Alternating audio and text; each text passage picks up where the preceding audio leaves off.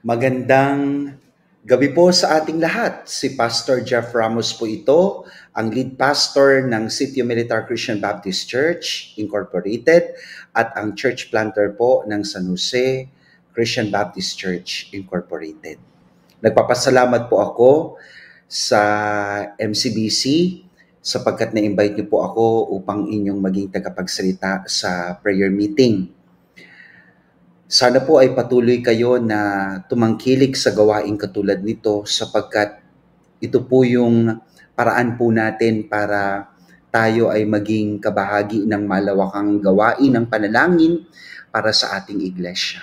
Alam po ninyo, lumaki kami sa mga gawain katulad ng Bible study, Sunday school, prayer meeting, at syempre ang Sunday worship celebration. Muli po, anuman po ang ating ginagawa, ibigay po natin ang ating 100% na atensyon sa pakikinig ng maikling mensahe ng salita ng Diyos. Tayo ay manalangin. Panginoon, marami pong salamat kung paano niyo po kami pinagpala ngayon. Kami po ay lalapit sa iyo sa pamamagitan ng panalangin at alam po namin, Panginoon, na kayo po ay tutugon ng naaayon sa inyong kalooban. Tulungan niyo po kami na magkaroon ng unawa sa inyong salita. Tulungan niyo po kami na maisabuhay po namin ang inyong salita. At higit sa lahat, tulungan niyo po kami na tanggapin kung ano man po ang inyong kalooban para sa bawat isa sa amin. Kalakip ng aming paglapit, Panginoon, ang paghingi namin ng tawad sa lahat ng aming nagawang pagsalansang. Dalangin nga po namin na ang aming mga buhay ay maging karapat-dapat na handog, masamyong handog, nakatanggap-tanggap sa inyo pong harapan. Muli po, Panginoon, sa inyo namin hinahabilin ang aming panahong ito. Samahan niyo po kami. Marami pong salamat sa pangalan ni Jesus. Amen. Nais ko po lamang magbigay ng maikling kung ano ang Bugatti La Voiture Noir. Ito po ay isang supercar. At ang amount po nito ay $12.5 million. Meron pa pong isa. May nakakaalam po ba sa atin kung ano ang Pink Star? Ito ay isang uri ng jewelry or diamond. Ang cost nito ay $71.2 million. How about ang Villa Les Cedres? Ito po ay isang mansion. At ang cost po nito ay $410 million. Meron pa po. May nakakaalam ba sa atin kung ano ang Salvador Mundi? Ito po ay isang artwork. Ito po ay painting ni Leonardo da Vinci at ang cost po nito ay $450.3 million. How about ang Azam? May nakakaalam po ba sa atin kung ano ang Azam? Ito po ay isang super yacht. At ang cost po nito ay $600 million. And last but not the least, ano po ba ang Mona Lisa? Ito po ay isang artwork pa rin ni Leonardo da Vinci at ito po ay considered na priceless and irreplaceable. Paano po ba na a-appraise ang isang artwork? So mag-focus po tayo sa artwork. Una, sino ba ang artist? Kanino ba ito masterpiece? Yan. So, that's one. And then number two, ilan na lamang yung pieces meron ang artist na to. So number one, sino ang artist? And then number two, ilan na lang yung natitirang artwork. So habang kumukonti ang matagal na mga classical artwork ay lalo pong tumataas ang kanilang value. Kung tayo po ay may dalang Biblia or merong Biblia, either soft copy or hard copy, tignan po natin ang aklat ng Epeso, pangkat 2, talatang 1. Ang sabi po dito, noong unay patay kayo dahil sa inyong mga pagsuway at mga kasalanan. Si Pablo po ay nagsulat para sa mga Epeso at ipinapaalala niya sa kanila ang kanilang dating buhay. At dito sa talatang ito, sinasabi ni Pablo na sila ay maituturing na buhay na patay. Sa talatang 2, sinusunod nyo noon ang masamang takbo ng mundong ito at napailalim kayo sa pinuno ng mga kapangyarihan sa himpapawid, ang espiritong naghahari sa mga taong ayaw pasakop sa Diyos. Sa puntong ito, sinabi ni Pablo na ang buhay ng mga dating mananampalataya ay makamundo at sila ay itinuturing na mga anak ng Diablo. At sa talatang 3, ang totoo tayong lahat ay dati ring namumuhay ayon sa pagnanasa ng ating laman at sumusunod sa mga hilig ng katawan at pag-iisip. Kaya't sa ating likas na kalagayan, kabilang tayo sa mga taong kinapopuotan ng Diyos. So dito po sa talatang ito, isinama ni Pablo ang kanyang sarili at nilalarawan niya ang mga dating mananampalataya na makalaman at rebelde. So kung babalikan po natin, ang dating tayo ay buhay na patay,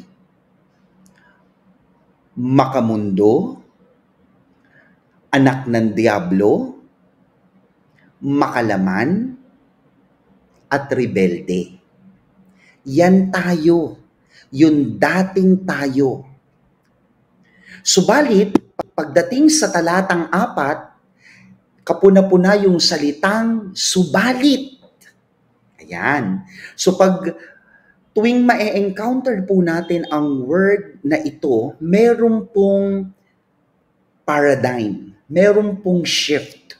Sa talatang 4, ang sabi po ay, subalit, napakasagana ng habag ng Diyos at napakadakila ng pag-ibig niya sa atin. Alam po nyo, napakaganda ng lengguwaheng Pilipino. At dito inilarawan, paano ba inilarawan dito ang habag ng Diyos? Alam nyo, ang sabi ni Pablo, napakasagana. Paano ilalarawan ang pag-ibig ng Diyos sa atin? Napakadakila. Superlative.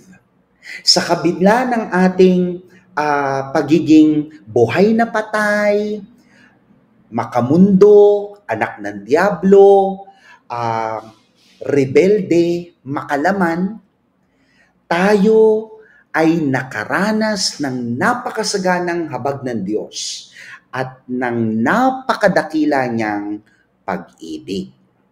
Sa talatang 5, tayo'y binuhay niyang kasama ni Kristo noong tayo'y mga patay pa dahil sa ating pagsuway. Naligtas nga kayo dahil sa kanyang kagandahang loob. Napakaganda ng mga salitang binuhay, niligtas.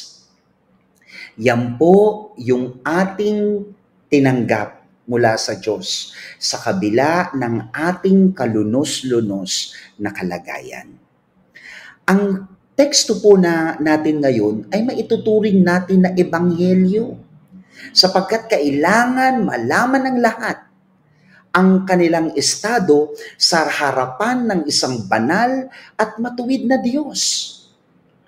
Sa kabila ng ating mga kapalaluan, kalikuan, at kasalanan, tayo ay binuhay, tayo ay iniligtas sa pamamagitan ni Kristo.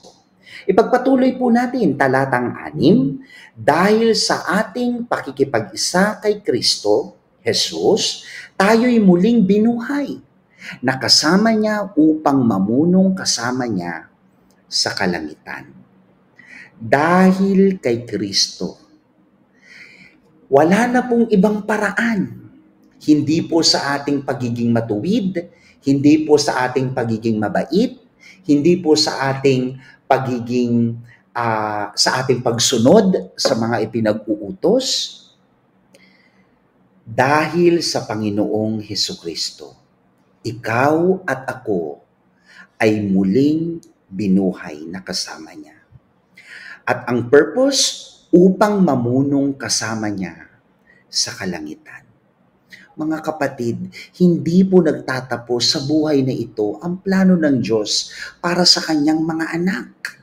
Nais ng Diyos na makasama natin siya. Nais ng Diyos na ang ating kagalakan ay sa Kanya lamang natin masumpungan.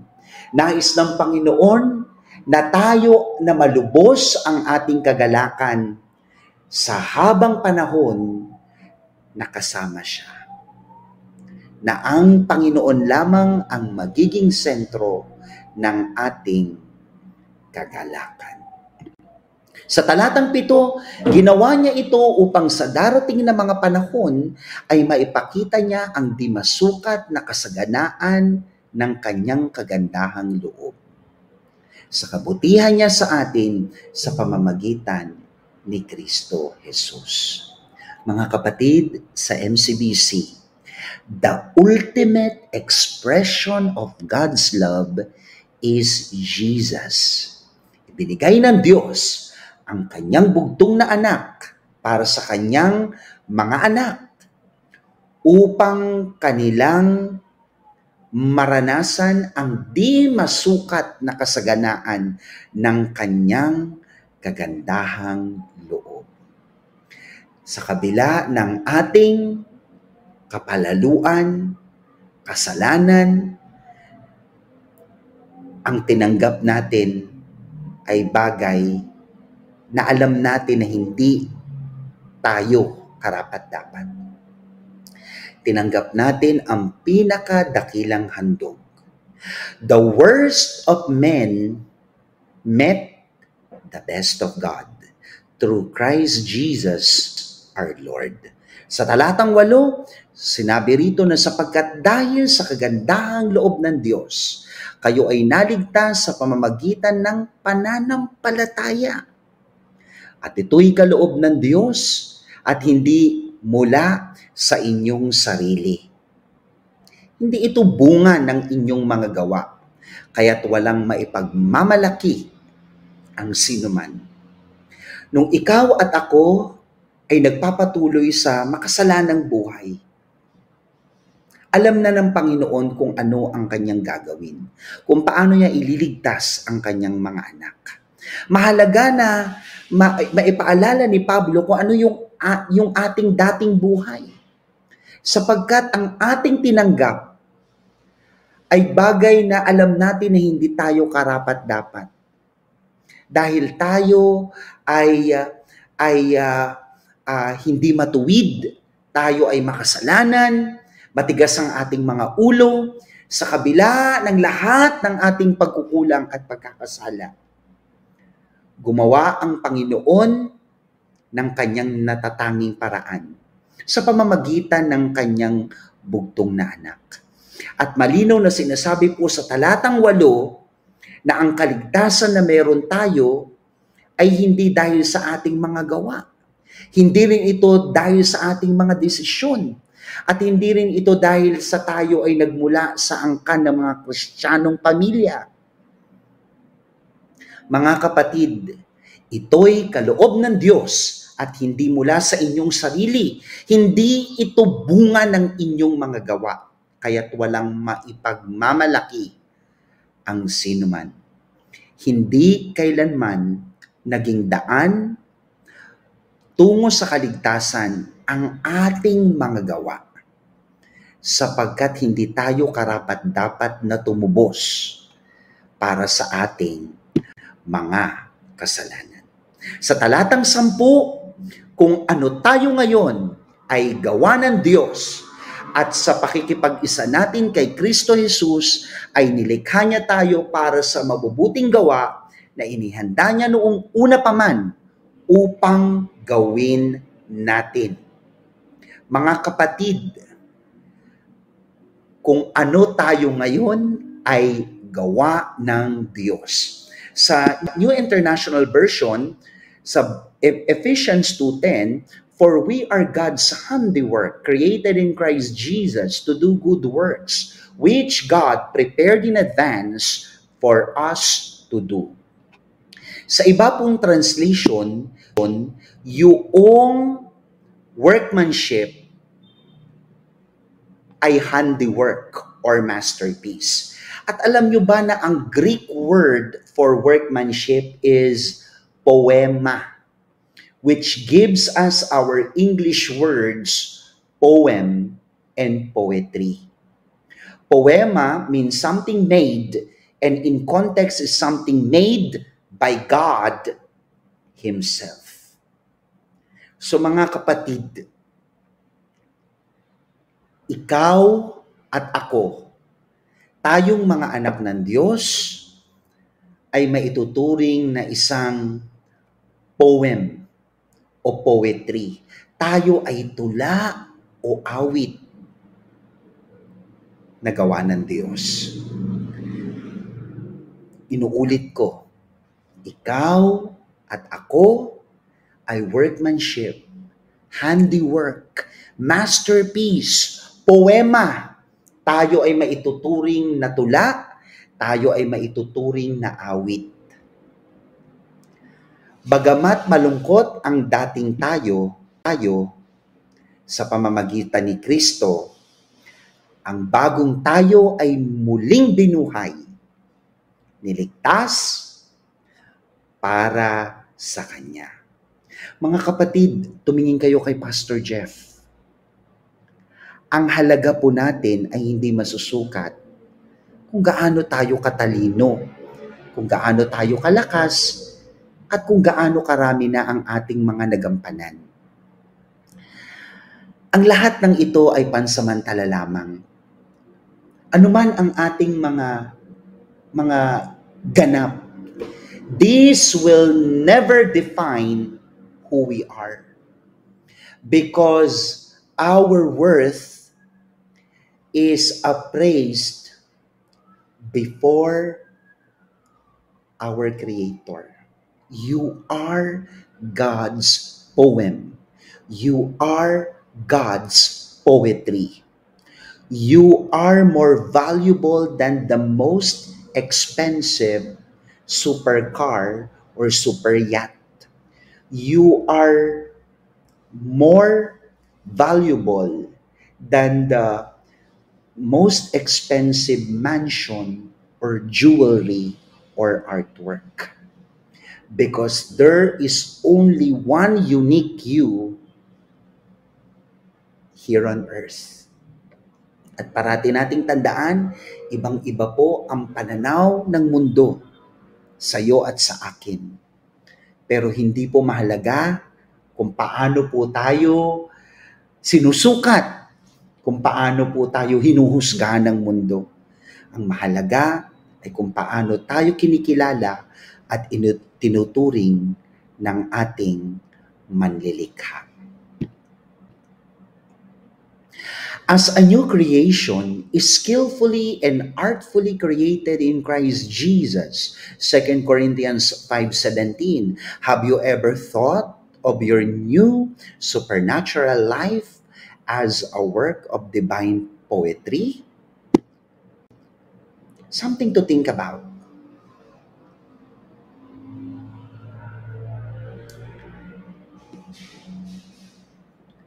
At nais ko po na i-share po sa inyo ang reflections na ito. Beloved, as believers, each of our lives is the papyrus on which the Master is producing a work of art that will fill the everlasting ages with His praise. You are God's masterpiece. You are His poem. You are His work of art. When we look at ourselves this way, we begin to understand our incredible value in Christ. C.S. Lewis said, "We are a divine work of art."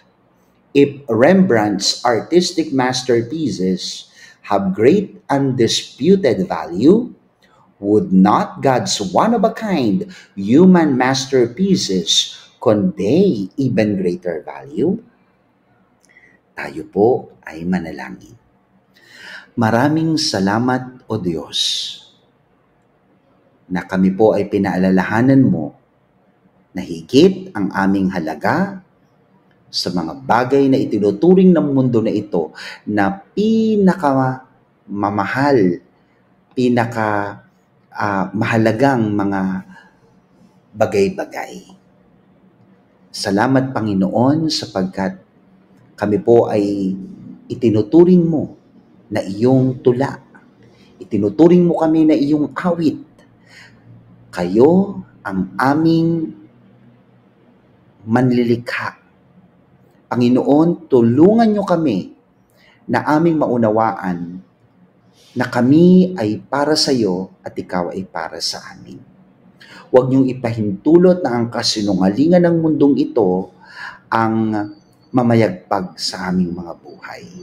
Panginoon, nagpapasalamat kami na kami po'y napaalalahanan niyo na kami ay mahalaga at ang aming halaga ay inyong pinatunayan nang namatay ang aming Panginoong Hesus sa krus ng Kalbaryo, upang ang sinumang manampalataya sa Kanya ay hindi mapahamak, kundi magkaroon ng buhay na walang hanggan.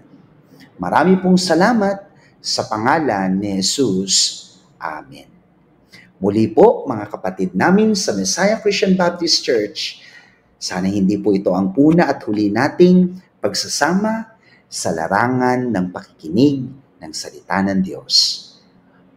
Purihin ang Diyos na dakila.